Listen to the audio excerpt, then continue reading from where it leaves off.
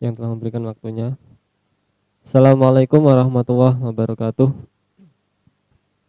Alhamdulillahirabbil alamin. Shalatu wassalamu ala asrofil anbiya wal mursalin sayyidina maulana Muhammadin wa ala alihi wa sahbihi ajmain, amma ba'du. Kepada anak-anak, sebelum mulai, mari kita berdoa terlebih dahulu kepada musannaf kitab. Ila hadratin Nabil Mustafa sallallahu alaihi wasallam wa ala alihi wa sahbihi wa masih ada madrasah wa ila hadrati mu'allif hadil kitab ta'lim wa ta'lim. Al-Fatihah. A'udzubillahi minasyaitonir rajim. Bismillahirrahmanirrahim.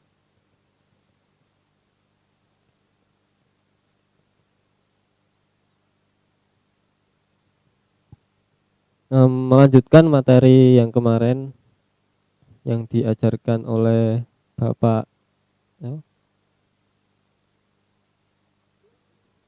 Pak Auzi ini dan Bapak Fahri Azizi. Sekarang saya yang melanjutkan. Saya sekarang melanjutkan materi yang selanjutnya, yaitu halaman 8, paragraf kedua yang bawah. Jadi kalau kitab ini yang kuning ini halaman 8.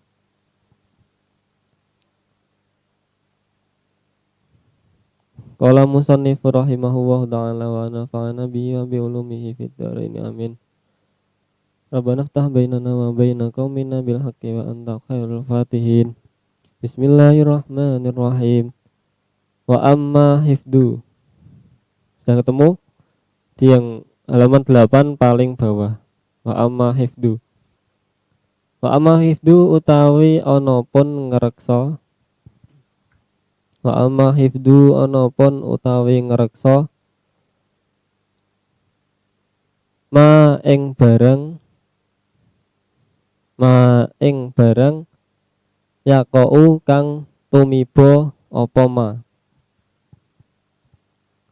Wa amma hifdu utawi ana pun ngreksa ma ing barang yaqau kang tumiba apa ma. Yaqau kang tumiba apa ma. Fi ba'dil ahayina ing dalem setengahe pira-pira mangsa. Fi ba'dil ahayina ing dalem setengahe pira-pira mangsa. Fa fardun mongko iku hukume fardu. Fa fardun mongko iku hukume fardu ala sabilil kifayati ing atase ngalap cukup. Ala sabilil kifayati ing atase ngalap cukup. Jadi wingi nerangake tentang fardu ain, ilmu yang amalan yang dipelajari. Yang fardu ain, kalau sekarang fardu kifayah. Jadi adapun mempelajari amalan yang terjadi di beberapa waktu tertentu seperti sholat jenazah, menjenguk orang sakit dan lain sebagainya, hukumnya adalah fardu kifayah. Jadi kita mempelajari amalan yang terjadi di beberapa waktu tertentu. Jadi waktunya itu waktu-waktu yang tertentu, seperti sholat jenazah itu kan ketika kita ada orang meninggal kita sholati. Jadi waktunya tidak setiap saat, tapi waktunya tertentu saja. Nah, itu adalah fardu kifayah. Nah, ketika sudah satu daerah tersebut sudah ada yang melakukan sholat fardu kifayah, sholat jenazah, maka kewajiban yang lain sudah gugur. Itu kalau fardu kifayah. Nah, kalau tidak ada yang melakukan semua gimana satu kampung? Nah, terusnya ida koma tatkalane ngelakoni. Idza koma tatkalane ngelakoni bihi kelawan fardu kifayah, bihi kelawan fardu kifayah al ba'du sapa setengah wong, al ba'du sapa setengah wong fi baldatin ing dalem swiji negara, fi baldatin ing dalem swiji negara sakata mongko gugur apa fardu kifayah, sakata mongko gugur apa fardu kifayah anil bakina saking wong-wong liyane.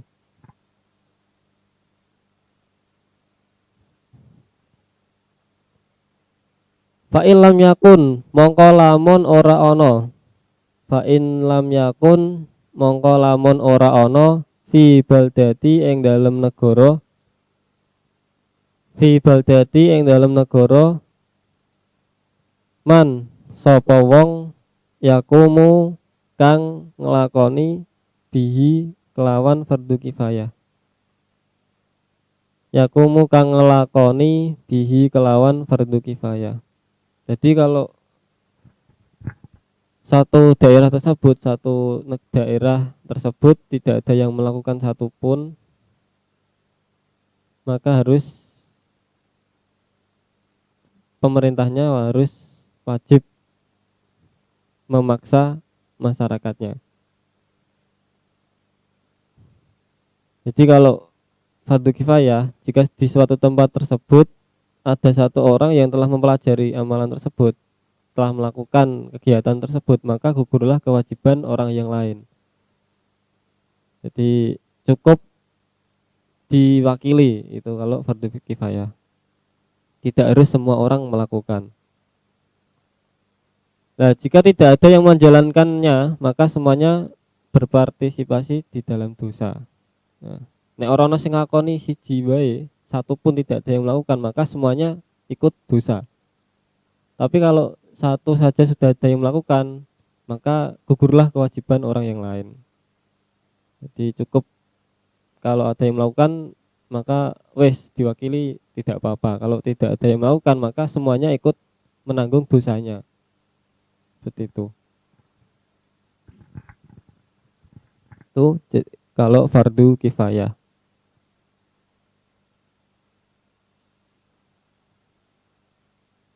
Istaraku mongko podo sekutonan. Istaraku mongko podo sekutonan jami'an hale kabeh,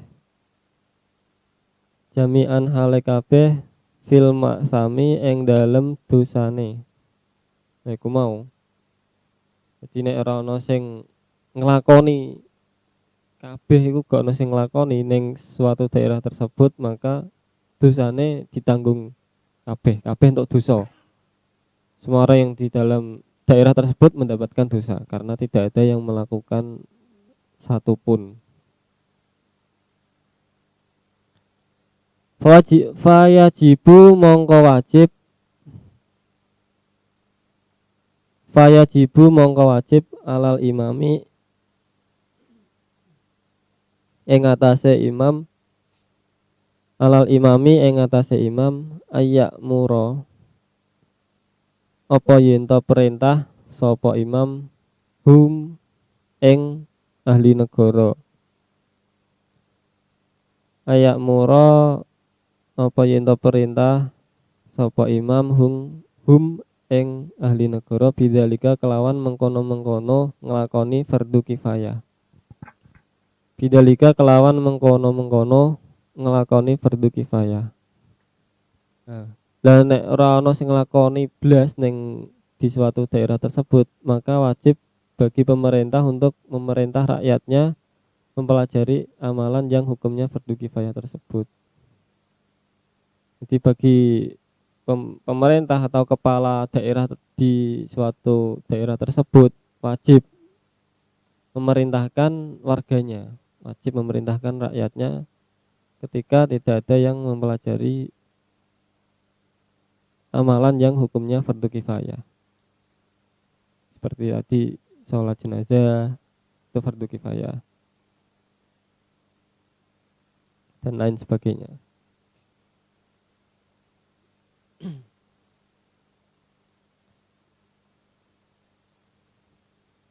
Lanjut, wa yujbiro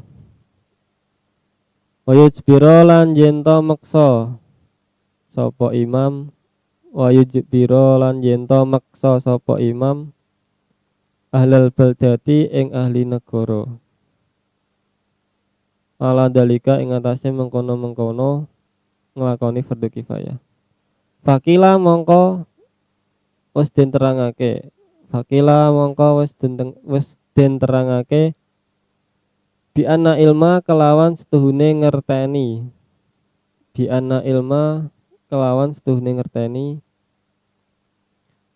ma ing barang yaqau kang tumiba apa ma yaqau kang tumiba apa ma ala nafsihi ing atase awak dhewene muslim. Ala nafsihi ing atase awak dhewene muslim. Fi jami'il ahwali ing dalem sekabehane pira-pira tingkah. Fi jami'il ahwali ing dalem sekabehane pira-pira tingkah.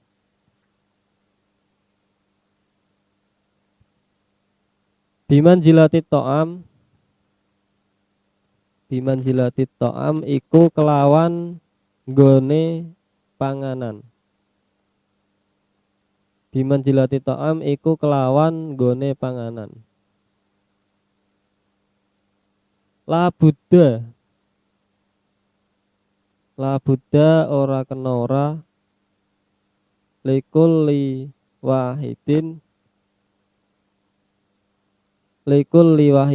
keduwe saben-saben wong suwiji. Likulli wahidin keduwe saben-saben wong suwiji. Mindalika saking mengkono-mengkono to'am. Mindalika saking mengkono-mengkono to'am. Di Fakila ono sing mengatakan, ada yang mengatakan bahwa mengetahui atau mempelajari amalan yang hukumnya fardu ain itu ibarat makanan yang dibutuhkan setiap orang. Di panganan itu kan semua orang kan butuh makanan. Nah, mempelajari amalan yang hukumnya fardu ain itu diibaratkan pakanan tersebut. Jadi pakanan tersebut yang dibutuhkan orang lain, yang dibutuhkan semua orang. Jadi kalau fardu ain itu kan wajib ya, wajib bagi semua orang, tidak boleh diwakili. Kalau fardu kifayah itu kan boleh diwakili, tapi kalau fardu ain harus semua orang melakukan. Di kalau yang fardu ain kan kemarin sudah diterangkan di bab sebelumnya kan sudah semua disebutkan mempelajari amalan yang fardu ain itu apa saja. Nah, kalau sekarang tadi fardu kifayah. Jadi kalau fardu ain ibaratnya makanan, kalau fardu kifayah ibaratnya apa? Nah, terusnya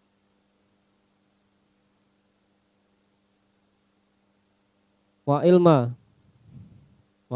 lan satuhune ngerteni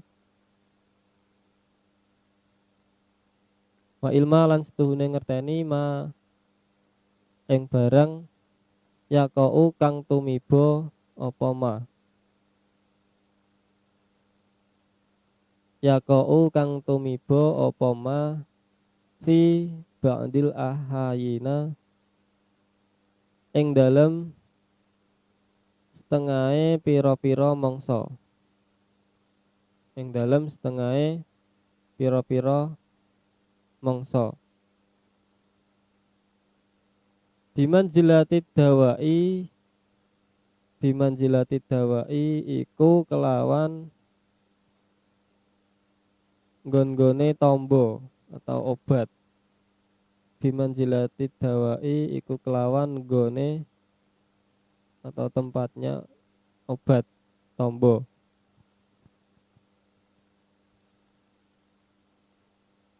Yahtaju hajat sapa wong yahtaju hajat sapa wong ilaihi maring dawa fi ba'dil auqati ing dalem setengahe pira-pira waktu fi ba'dil auqati ing dalem setengahe pira-pira waktu. Nah, sedangkan mempelajari amalan yang hukumnya fardu kifayah itu ibarat obat, tidak dibutuhkan oleh setiap orang dan penggunaannya pada waktu-waktu tertentu saja. Jadi kalau obat itu kan yang membutuhkan hanya orang yang sakit. Nah, fardu kifayah diibaratkan seperti obat, dibutuhkan ketika waktu-waktu tertentu,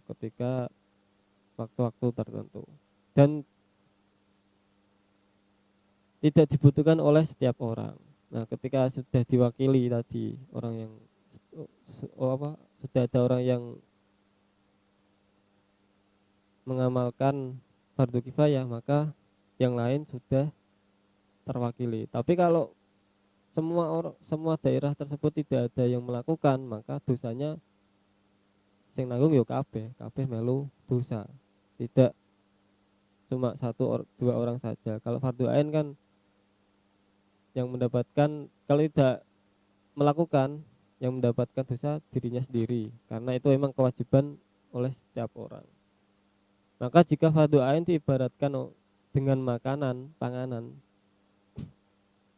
yang dibutuhkan dengan semua orang, kalau fardu kifayah itu diibaratkan dengan obat sing butuhno wong sing lara tok.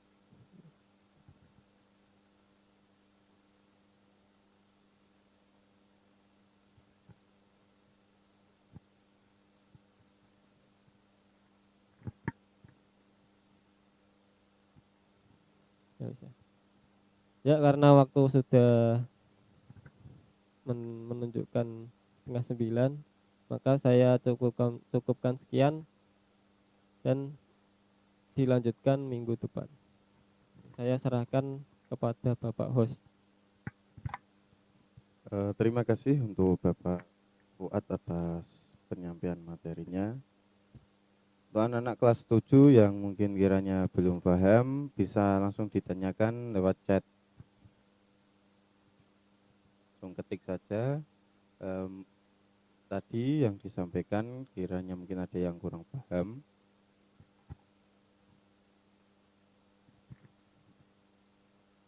Nah, sebentar. Ini ada pertanyaan dari Muhammad Iqbal Al-Farizi, kelas 7M. Pertanyaannya, kalau ada jenazah itu jahat sampai tidak dimandikan, tidak disolatkan, apakah itu dosanya ditanggung orang yang tidak mau mengurusi jenazah itu, Pak?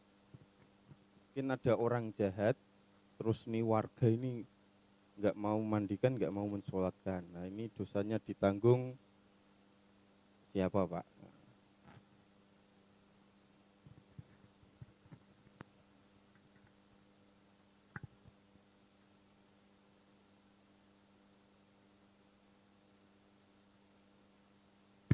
Nggak mau mensolatkan, disengaja, Pak, ini berarti, Pak, karena jenazah ini orang jahat. Ya, kalau sesuai dengan hukum tersebut, hukumnya kan fardu kifayah ya. Kalau tidak ada yang mau mensolati, ya emang dosanya ditanggung semuanya. Sekalipun orangnya Meskipun jahat ya, Pak. orangnya jahat. Kalau emang dia Islam ya. Ya. Kalau nggak Islam kan tidak ada kewajiban kita memandikan dan menyolati.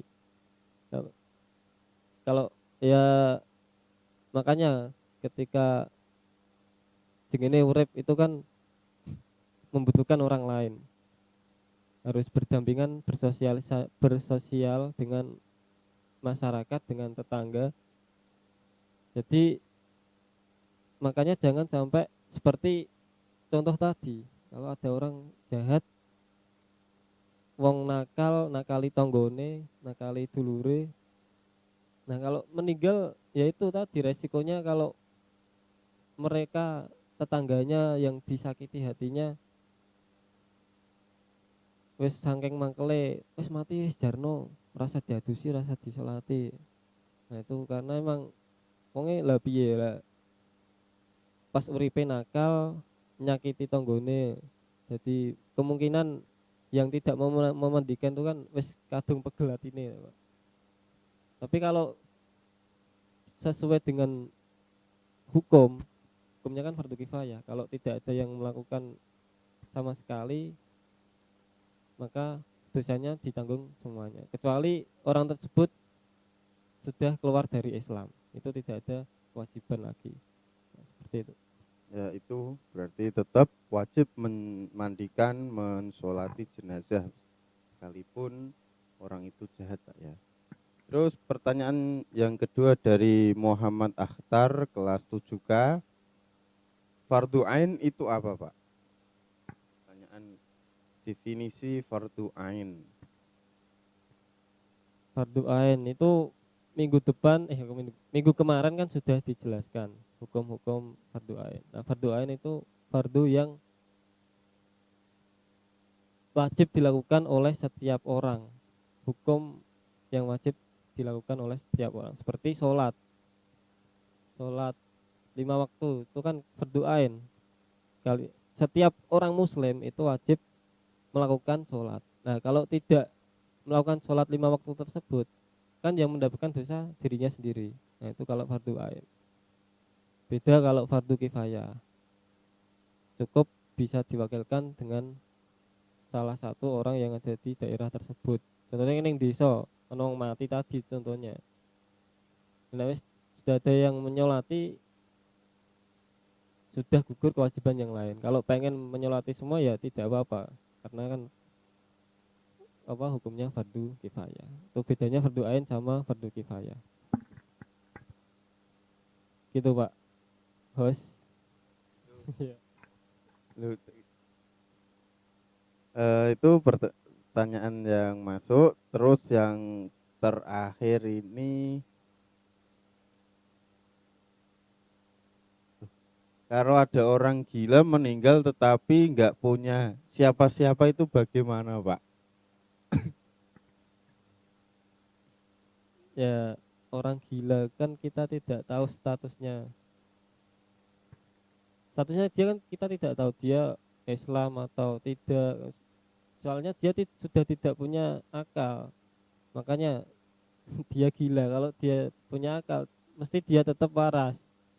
Dia bisa membedakan yang mana yang harus dilakukan. Nah, kalau orang gila itu bebas. Soalnya wis serah akal tidak bisa membedakan mana yang baik mana yang tidak. Nah kalau tidak punya keluarga ya biasanya ada yang kalau meninggalnya diketahui orang biasanya dipanggilkan ke pihak dinas sosial rumah seperti itu, sakit rumah gitu. sakit gitu. Terus apa ini? Oh, Husen Abdullah kelas 7C. Kalau istilah mati suri itu apa? Ada ya, Mas.